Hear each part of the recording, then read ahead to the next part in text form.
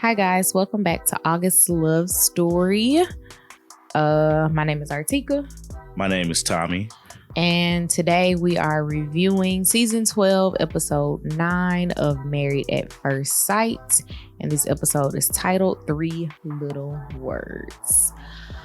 Before we get started, please take a moment to subscribe to our channel and turn on the notification bell.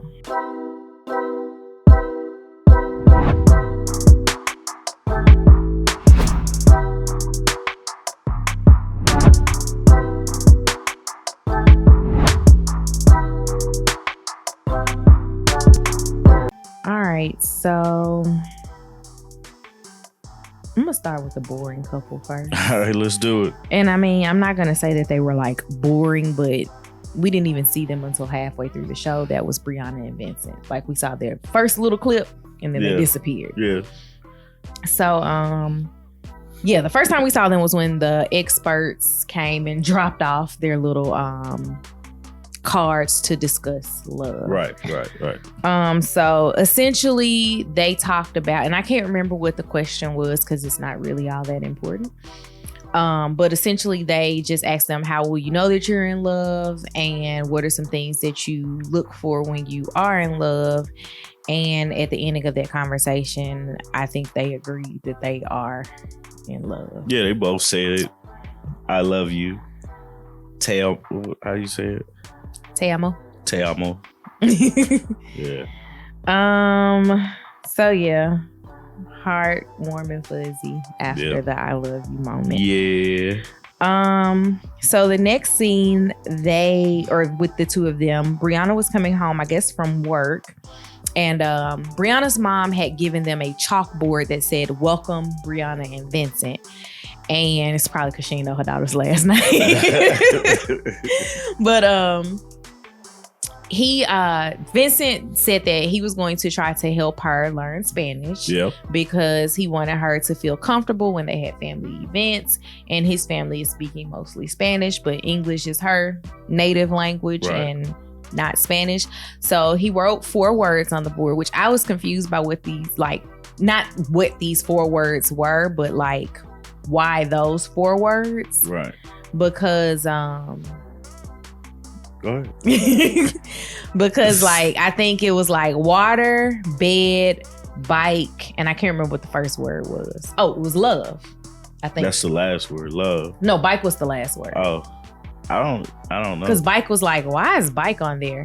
And then he went out in the hallway and brought her a bike in because he remembered on their wedding date that she said she wanted a bike because he said he was big on doing outdoors activities. He had got her cruiser, upgraded the seat. That was got her little basket for Cookie. That was I was a nice bike. Had lights on it and stuff. They could ride at night. And the only thing I thought about was my cousin, because you remember her bike is decked out like that with the lights when she rides through the neighborhood at night. So it was really cool that he got her that bike and she was excited, and he had even thought of Cookie and was like, we're gonna put Cookie a basket on here, it's coming in the mail. So really, really sweet moment.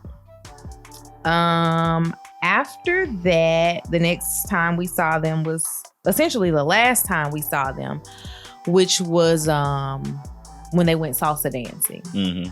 So going salsa dancing was Brianna's idea. Vincent has said that he likes to dance. Apparently he likes to dance bachata and not salsa, because when he got to salsa, he felt like he was stinking up the place. He pitched a fit, man. He did.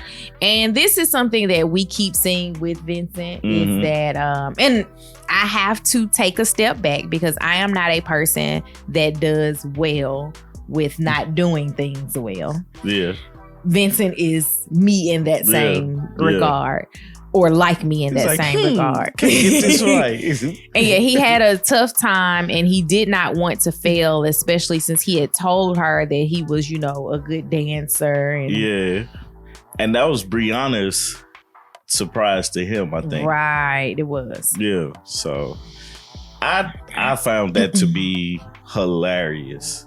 He didn't. He was completely mad at the whole fact. But I think that attitude is what his cousin was talking about in the beginning. Like, he has a bad attitude. He gets mad. Yeah, she was like, he has a bad temper. He has a bad temper. But that's some of the things that we're seeing. But I really honestly believe like Vincent was picked on or something like being embarrassed is triggering to him. And he seems to embarrass very easily. Because he was embarrassed because he spilled the champagne. He was embarrassed because he didn't know how to salsa. Like, if I went to a salsa class right now, of course I would do amazing. But if I had a bad time, you know what I'm saying? Like, the funny thing is that you would do amazing, but that's because like you took dance classes before. Right, exactly. And so like this is a thing that you have done, not necessarily salsa as a full class, but you took. I learned how to salsa. You learned how to salsa. Tango, you learned ballroom dancing. Like, right, that was you. I learned all that stuff. But, you know, even in the class, the stuff I couldn't get, just figured it out. You know what I'm saying? But that's a testament to your personality. Right. You're a person who does not embarrass easily. Right. So when you're like when you're putting yourself out in a moment to just be like, hey, I'm going to do this. Even if you stink up the place, you like, I'm going to do this. I'm going to do the best, worst version of this. Be the worst, the best, like worst. And that's the thing. It's like, it's hard to, like, honestly, it's hard to watch it because it's like, man, you can have so much fun with dancing. And the fact that you're not getting it right, it's okay. They expect you not to get it right. That's why they call it lessons. And I feel like his attitude towards the whole, I couldn't get it right, so I'm not enjoying myself, ruining the date for her. You know what I'm saying? And so it makes it awkward for her to be like, well, now she's, what can I say to him? Now she's walking on eggshells as far as like, what can we do to make to stroke his ego? And she's trying, it's getting to a point now you have to think too hard just to be, you know, to do things outside of the norm with him. Right. And I will also say that I'm sure, like without doubt, that the camera's hiding this. Right. Of because course. It's not just that I'm embarrassing or not embarrassing myself, but being embarrassed in front of this person that I don't know. There's probably 2 to 3 people on the film crew that are there. And then this also has the potential, which it happens, in a few months to be on TV. So I'm going to get re-embarrassed about this situation. And you're probably not thinking about that, you know, the embarrassing as it happens later on, because you probably like fix your face and suck it up a little bit more. But you do have there's all these people in this room and I don't know these people. Right. And they're going to see me fail at something. Right. So I just feel like it's something there that he's gonna have to open up about and get past. And I still believe that him and Brianna are gonna be fine, but it's just, that's one of those hurdles that they have to go through that we're seeing right now on TV. So right, because if they weren't on TV, this would be that big of a deal. It would be that big of a deal in their relationship. Yeah. But it wouldn't be heightened with people like us talking about it. Right. All right, so that's all I have for that couple. Yeah. Are you done? Yeah, I'm done with them. All right, so next up is Eric and Virginia. I didn't write a lot about them, although I felt like a lot of this episode focused on them. I felt like it was them and Jacob and Haley. Very much so. I think I had the most to write about Jacob and Haley. So we start off by seeing that Eric is gone for work because he's gone back to work. And we know that Eric works about half the month. So it is what it is. 15 days. Yeah. And we don't really know his pattern of his 15 days. Yeah. But he's in his 15 days. So they're communicating with each other or with us about them not communicating with each other.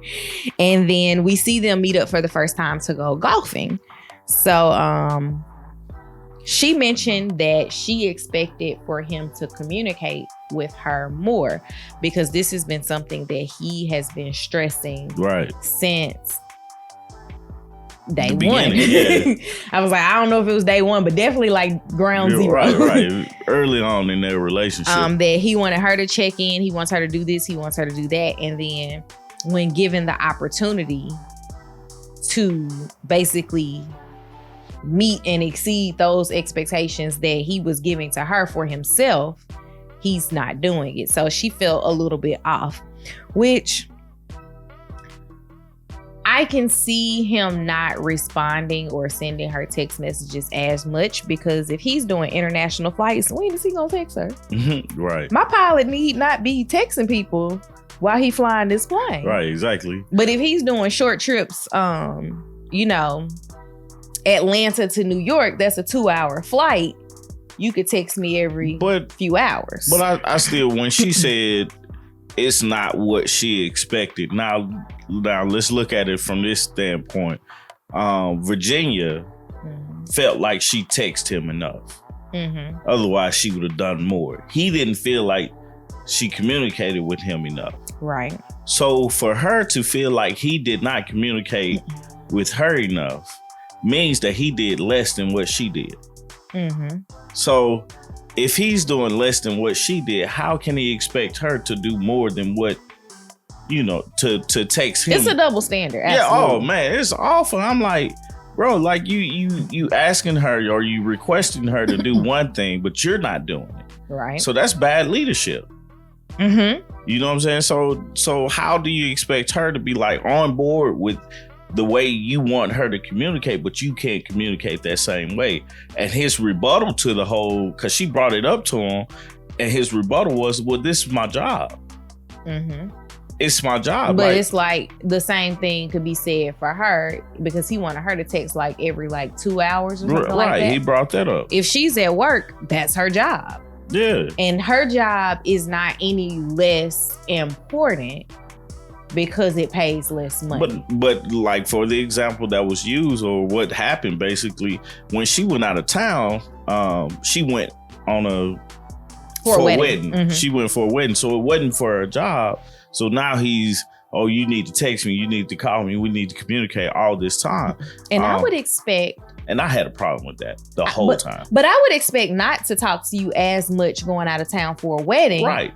Being a person that has had a wedding and a wedding weekend, there's just a lot of time spent with friends that you don't get to typically see. Exactly. And there's not a lot of phones around for that time. So I would argue that, no, I'm probably not going to text you as often, but it's not on purpose.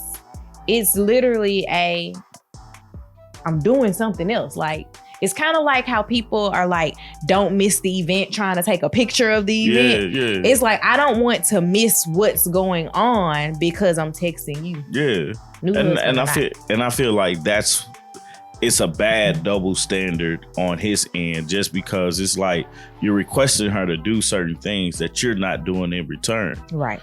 And, you know, for her to feel like he's not communicating enough means that you're obviously not doing it.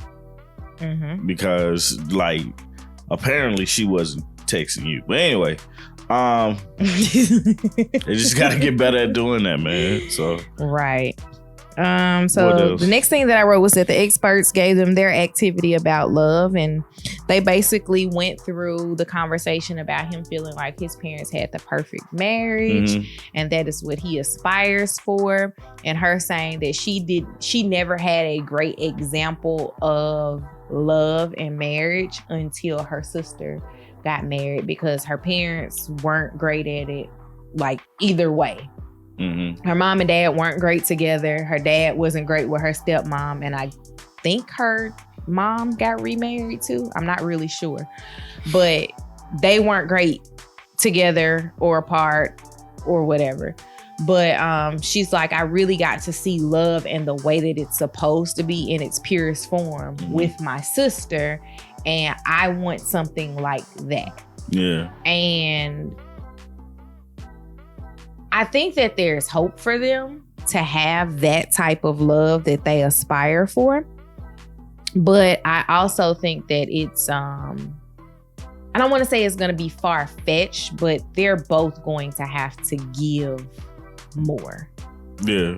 Like, and I don't mean like of themselves, but like the expectations for both themselves and for each other is going to have to like change a little bit because she's still feeling like she can live her single life and throw up on somebody's couch twice a week. And he's feeling like, you know, I need to have control of the relationship in a way because he's looking at it like, hey, a wife is supposed to do this. These are what the examples of wives have done in my life. And I need you to meet or exceed that. Yeah. And so it's difficult for the two of them for that reason. No, definitely. And then like further along in their scenes together, Virginia is starting to compare herself to Eric's ex because when they were talking about love and what does it mean to them and stuff like that, Eric brought up the fact that he was in love with his ex-wife. Right. And since then, that has been the only love that he had. So now you fast forward through the episode, Virginia, they're at the table, they're eating dinner together. And she brings up, she's concerned that they don't have the love that he had with his ex-wife, which is surprising to me because this whole time I didn't know that they was truly in love with each other. But because he was like, it was so fast of a wedding and them getting married and stuff like that. But that's a big concern. And then my thoughts on that was you can't compare yourself to past relationships. No, you absolutely can't compare. You can't compare your relationship to that. And then I'll even take it a step further. She's looking at it like this is like his true great love that he's had. He's number one, not with her anymore. Number two, when you divorce someone, you don't immediately try to jump into anything that's serious. Right. Most people, when they divorce, they're like, I'm going to date around. And he did say that he's done that. So I would not expect him to have been in love with these women from this 3-year break in between marriages. Because essentially, I divorced this person. I had 3 years, and we don't know how much of that time he spent not dating or even not dating seriously, and then jumping into the married at first sight process. So I think she needs to give that a little bit of a, I don't want to say a break, but like, don't be so critical of his prior love life. Like, it's okay. And I think he's using his prior love life to kind of direct the way that they're going in their marriage now. And I think that's, you know, he needs to kind of put the brakes on that and kind of like focus on getting to know her and focus on, you know, falling in love with her with however that looks, you know? It makes me wonder also, who ended his marriage? Because he talks about it like it was a perfect institution. Right. Like, marriage should be like this. Marriage should be like this. Did. When I was married before, it was like this. So he thought that everything that he was doing was perfect. And she was like, nah, it's a no for me. Right. It's a no for me. But in the end, man, Eric, at the end of the episode, Eric and Virginia basically told each other they love each other. And, you know, he played the guitar for her and he probably got some that night. He did GTD. That night. More than likely he GTD. Anywho, that's it for them? Yeah. All right. So next up, Chris and Paige. We start out with Paige meeting with Pastor Dwight. Pastor Dwight told Paige, you know, basically that Chris had been engaged before Mercedes. So we all knew this, but Paige obviously did not. So second engagement, she's the first wife because he technically was never engaged to her. But in the process of that conversation, she told Pastor Dwight that she didn't believe that Mercedes was actually pregnant because she was like, I've never seen a sonogram or pregnancy test. None of those things, like, none of it has ever been visible, but y'all are like kicking it and hanging out, and you're willing to get divorced over that. I thought it was good that she sat down and talked to Pastor Dwight. It's not good as far as she needing to do it, but in any instance, if you were going to talk to somebody, talking to Pastor Dwight now after he's talked to Chris and Chris completely disrespected him, now he can kind of come in with like a clearer head and not trying to focus so much on Chris's side, but just trying to like be in the middle. And I don't even think he was ever like, once everything was revealed to him about that whole she's pregnant, I'm getting a divorce, like he wasn't on Chris's side anymore after that. Not at all. But I thought it was good just so she could basically talk to somebody from his side and kind of get some insight on where this come from, this type of behavior and stuff like that, and which Pastor Dwight did give some insight on, like he's been engaged before, like you just said, and getting married, and she bringing up she never saw this stuff, and just being able to talk to him. Sometimes you just want a person to tell you that you're not crazy, right? And that's what it was, and that's what she wanted from him. I mean, I don't think she wanted that from him, but if he could provide it, that she would take it, right? And that's why I say it was good for her to talk to Pastor Dwight.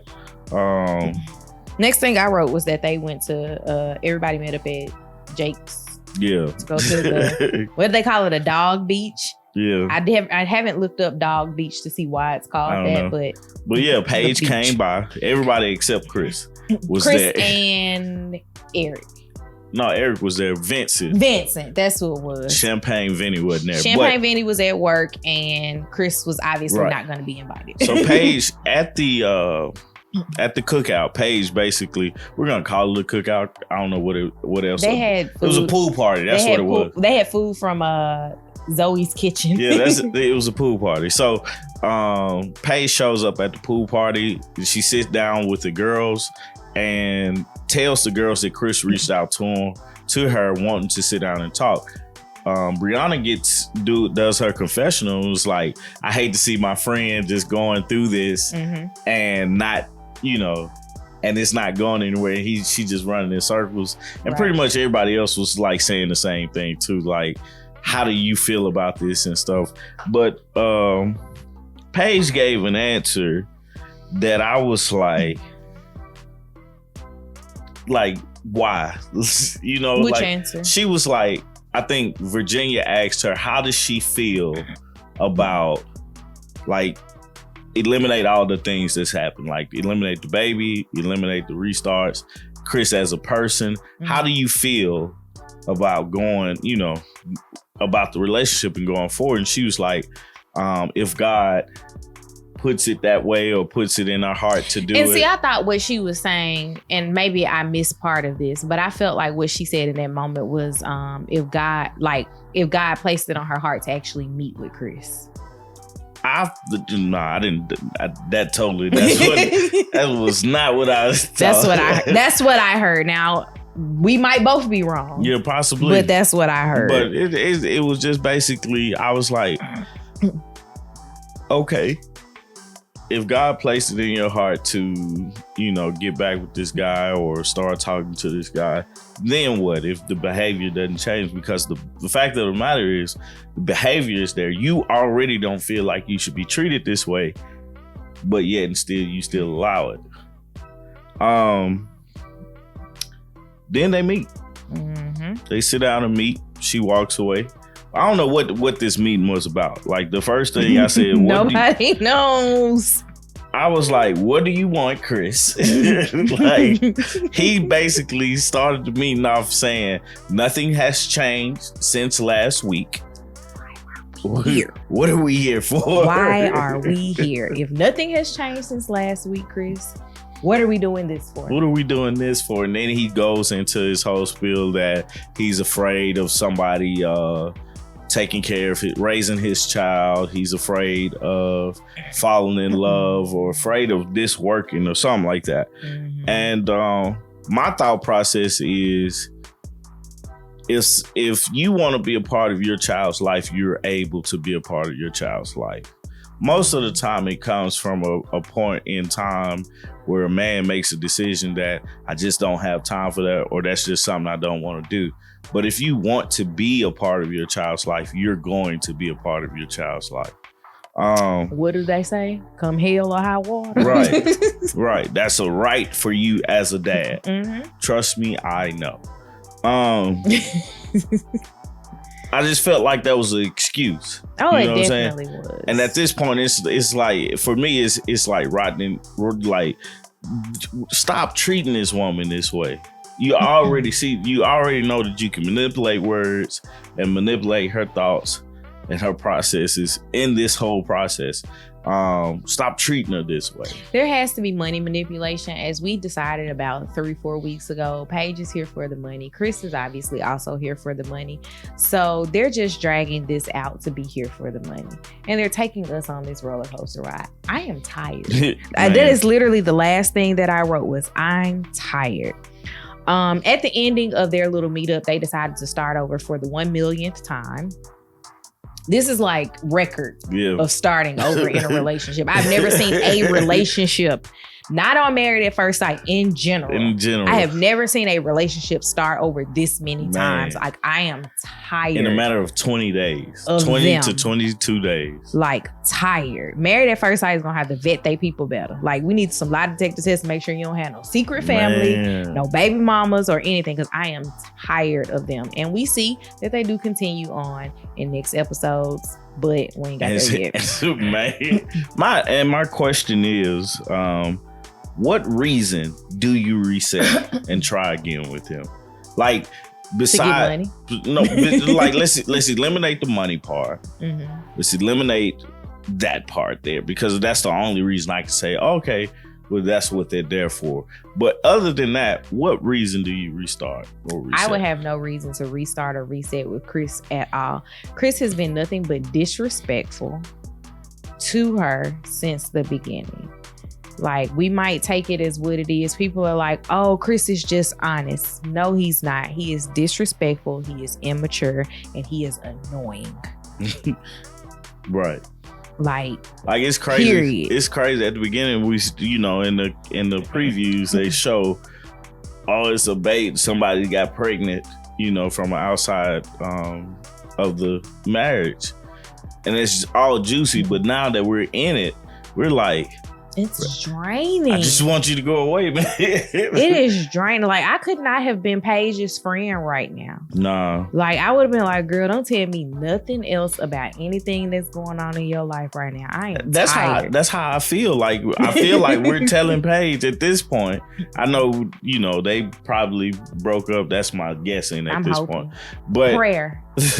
Like, at this point, we're telling her, like, you need to walk away. Right. If you don't walk away, the fact that she was like, we're gonna try again, she for the streets. Hi, I'm Paige. I'm Chris. Nice to meet you. Right. No, go away. No, both of y'all. Stop it. Anywho, done with them. Yep. Next up, Claire and Ryan. They went to something like a pottery class. That's what I wrote down. Found out they were making cups or mugs. And his mug like looked really good because it had the little wave in it and everything. He was like, I see on it. Right. She was like, I craft. And then she was like, not like that. Right. So they did spend a bit of time at their class talking about how their schedules would work, with her being a flight attendant when life turns back or goes back to normal, whenever that may be. Mm-hmm. I think that that's something that you can never truly prepare for. Right. Because it just is what it is. Like, she's going to fly out. It's going to be a Monday through Friday thing. She says she probably works maybe one weekend a month. Mm-hmm.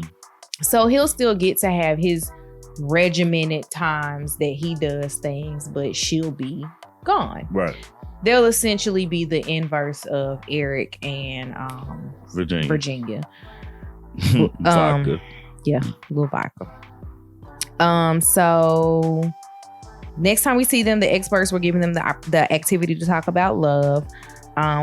Clara opened up and said that she had some fears of abandonment. Or no. I'm sorry. Nope, I wrote that under the wrong person. That was supposed to be under Virginia. So I really don't have a lot about them. Basically, she was just like, she loves everybody. Yeah. She falls in love super easy. We know that Ryan has never said that he's loved anybody. I don't really know or understand people like that, I guess. Maybe not. Because most of my friends have been in love, male and female. Yeah. And we know exactly who they were in love with, when, where, why, and how. But Ryan is being very reserved, and I think a lot of it is guarding himself to say, if this doesn't work out at the ending of this 8 weeks, I can like wash my hands of the situation. And Clara's like, nope, I'm all in. Let's be all in.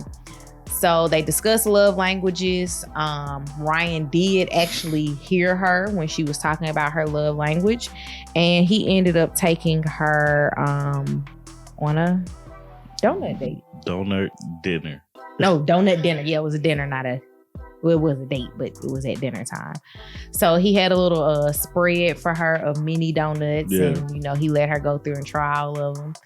And he almost seemed disgusted a little bit. He did. In the process of her eating all of these donuts. He looked like, I can't believe you're like eating all of these donuts. And like my stomach was starting to hurt because I was like, I like donuts, but girl, on an empty stomach? She really liked donuts.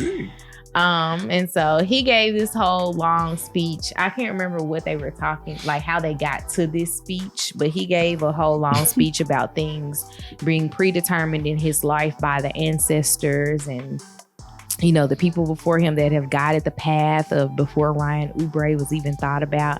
And she was like, I feel like I came to a motivational speech and I hate it here. Just came for some donuts and I got all this. Everything he said went over her head. And he was like, you ever thought about that? She was like, no. She's like, I was really enjoying this cookies and cream donut, and then you hit me with this. I just worked to pay my bills. Right. And he's like, no, I love my job. I enjoy what I do. I think he even went so far as to say, if you enjoy what you do, you'll never work a day in your life. Yeah. And she was like, nah. I think that's one of those things that, Ryan is one way and she's another, and that's just a showing of that. So hopefully his feelings didn't get hurt too bad. I'm sure they did though. Oh, he looked disgusted and pissed at her response to that. Look, hope they can work through that. That's about all I got for them. You have anything else for them? No, that was it. All right, last but not least, the show started off with Haley and Jacob. So they were sitting down she was sitting down with her friends, and her friend Lauren asked her, how's everything going? And it flashed back to her and Jacob having a conversation in the kitchen the night before, and him saying, are you physically attracted to me? And her saying, I'm not laughing at that. I'm laughing at her, like her facial expression was literally like, no, not really, but I don't want to tell you that, but I have to tell you that because I don't want to lie to you. Yeah. So she told her friends about that conversation. He was rightfully, I won't say rightfully pissed, because if you ask me, do I find you attractive? And I say, yeah, but I know I don't mean it, I'm lying to you. See, the thing is, he asks questions that he really don't want the answer to. Right. Because he asks, are you physically attracted to me? Because he knew that she wasn't physically attracted to him. And he's trying to find a way. This is my theory, by the way. He's trying to find a way for him to like not go full forward. Mm-hmm. To pick an argument with her just so he could sabotage it, so he can say, well, this is why it went wrong. Right. You know what I'm saying? Because he always brings up something about her not liking him. Mm-hmm. Maybe because she's not as open as he wants her to be. But you think about it on this scale, technically, I hate to use this because I hate it when the people in the show actually use it, but they're strangers. They don't know each other past the 20 days that they've been married. And it's not a lot that you can get when you still have to live normal everyday life, like going to work and all that stuff. You don't get to like really engage with a person 24/7 to like know them.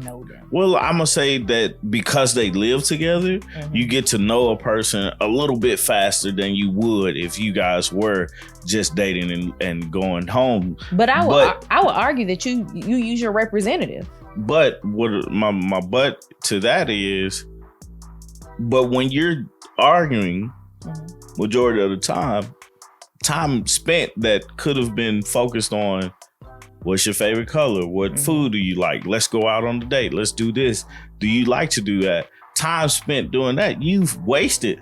Oh no, because of arguments, and then because of anger sets in, you ain't finna spend time with this person, which is what happened. Yeah, because she went to go hang out with Paige, right after that conversation. Yeah, because Paige is alone. Right. So, like, I'm going to go hang out with the girl that's alone down the hall. But I would, and I can't remember what I just said to you because I felt like I was making a point. I don't know. Guess it's not really that important. Yeah. It'll come back to me. So, after that conversation, she went out and she bought him some clothes that she thought he would look better in to get him out of his vintage gear because, as her friend Lauren told her previously, all that you're saying that you don't like is how he dresses. So fix the way that he dresses. Right. So she gives him the clothes. She asks him to do a little fashion show for her and Sophie. He does the fashion show. He actually likes a lot of the clothes that she gives him. And then they argue again. About physical attraction and trying to develop a relationship. He openly asks her, do you want to try to be friends or something, like work to be friends to the end of this thing or something like that? And I was like, dude, like, come on, man. Like, just stop investigating, stop assuming and putting this story in your head and playing this story in your head, which you don't know what's gonna happen. Right. Because that's where we got to the part where we found out she went upstairs to hang out with Paige, and it was like 12:30, and he was like, well, I wanted you to come back and talk, and I sent you a jokingly text message to, you know, kind of let you know that I wanted you to come back. And she was like, well, you didn't say it. It's hard to joke with me after an argument. Like period. Husband, cousin, friend. Like, I'm not for the games or the shenanigans after an argument. Like, you know how hard it is to argue with a person and then be like, you want something to eat? Like, dog, but you know that's what you gotta ask. Yes, I want to eat, but I'm still upset. Right. So why am I finna sit up here and joke with you? Right. So, they end up getting their card from the experts. And basically, they talked about deepening their bonds. We found out that her last relationship that ended when she was 21 was a 5-year relationship. I was like, so it was her high school boyfriend? It was her high school boyfriend. So we gotta even stop talking about that like it was a relationship, because it wasn't. It was just the first boy you had sex with. Maybe the second. I don't know. I don't know. I can't call that one. She says maybe she was in love.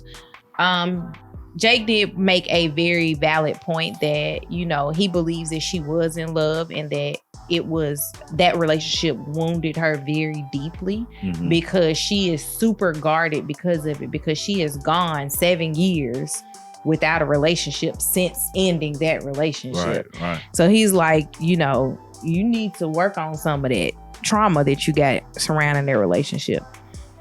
So at the end of that, they agreed that they were going to put everything in the past, and they too were going to start over. Actually, it was probably them first and then Chris and Paige. Yeah.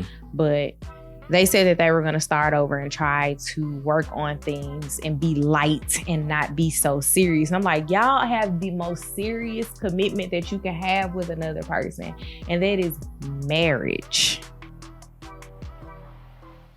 What are we doing here? I don't know. Like, y'all need to figure it out, man.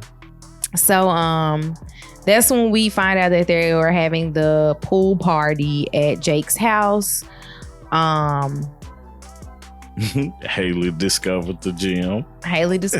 Because Haley knows he's walking around people's house. Right. She would have been really upset if he had came in and yelled at her. Right. She would have played victim then, like, oh my God, I didn't know. But he wouldn't have yelled at her. He would have been like, you just going through my stuff. Anyway, look at me playing a story in my head. So the last thing that we see of them is that they went out to eat.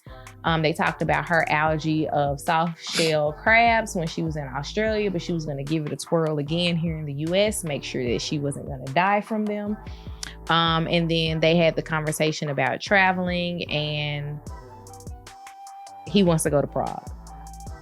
And at this point, we figured out that they wanted to be, they're trying to keep it light and have fun with each other and everything like that. Not so heavy on the conversations, because it seems like the heavier the conversation, the quicker and easier it is to get into an argument. I didn't know.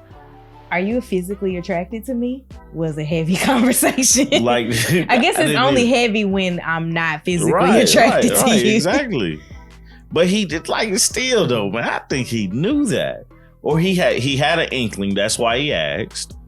And for him, he's trying to protect himself somehow. But I don't know how. But he's not doing a very good job of protecting his feelings, at the least. Because asking someone that you think doesn't think you're attractive, do they find you attractive, is going to get you the answer that you think you're going to get, unless you wanted to lie. Right. And so it's like, if you don't feel like she's physically attracted to you, spend this time to get to know her. Mm-hmm. Because as we see in the world, most of the time it's not the physical attraction that gets two people together. That's not what keeps them together. It's not what keeps them together. But the physical attraction is the step in the door. Like, that's what, okay, I'm gonna walk up to the door. Mm-hmm. It's the physical attraction. Everything else is what, gets you through the door. No, absolutely. So, and I just think that for them, he's going to have to, they have a weird joking banter. Yeah. And I think they need to loosen that up a bit, because it doesn't feel like a joke until he gives his little, like, it was a joke laugh. Yeah. And she's like, I didn't see it that way. Yeah. But I think that if they could relax, I don't know that they would make it, but they could at least communicate better. Right. And that's the start. Yeah. I think a lot of it is the physical attraction, and she's having a hard time with it. Yeah. And that's okay. So it's like, okay, if you don't have this physical attraction, let's work on some other things, and then we'll come back and revisit this physical attraction thing, because you can, like, the better you get to know a person, the more you can fall in love with that person. Right. The more you can start to like that person. And you see those traits that you want out of that person. So that's all I got for you. So we're probably a little bit early on this, but let's do a mid-season prediction. Chris and Paige, no. Please God, no. Please God, no. Okay. Haley and Jacob. No. Clara and Ryan. Yeah.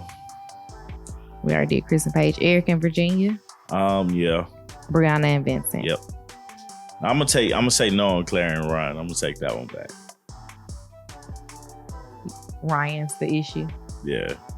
Clara's like, they're not gonna do it. If they do it, Clara stay with them. But if they not, Clara's gonna be interesting. Like, no. Somebody put in our comments, I think it was yesterday, that Clara can't possibly be sexually frustrated. It's been 2 weeks. Like, girl, stop. And I was like, you're right. It has been 2 weeks. But it feels like it's been so much longer than 2 weeks, but it has only been 2 weeks. Mm-hmm. Girl, you're right. Like, you're definitely right.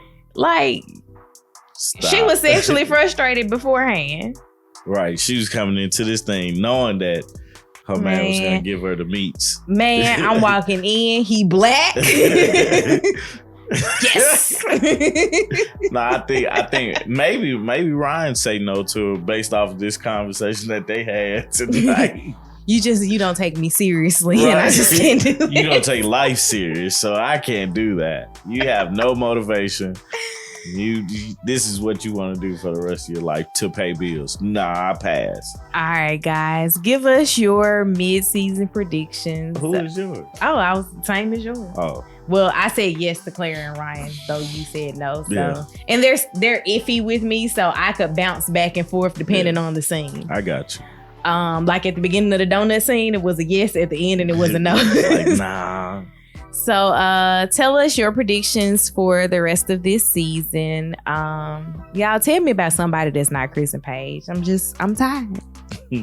That's it. That's all I got. But they starting over, so we, maybe something new. I'm not. Because he said ain't nothing changed since last Sunday. So where we starting over and from? Asked to start over by the end of the conversation. I don't like you, but let's stick around for this money. What type of 2021 stuff is this? No, that was 2020. That was 2020. That was what 2020. Type? Wasn't it 2020? So, yeah. Tell us what you guys think about Haley and Jacob, Virginia and Eric and their communication issues, and Brianna and Vincent with Vincent's embarrassment. This, Claire and Ryan, if she don't want to be motivated by nothing but money. No, she just need to pay her bills. That's the money. Yep. Where the money resides. Please don't forget to subscribe to our channel, turn on the notification bell so you can be notified with every video that we put out. Like this video, comment down below, and we will see you guys Sunday on Little Black Book's channel for the Married at First Sight recaps.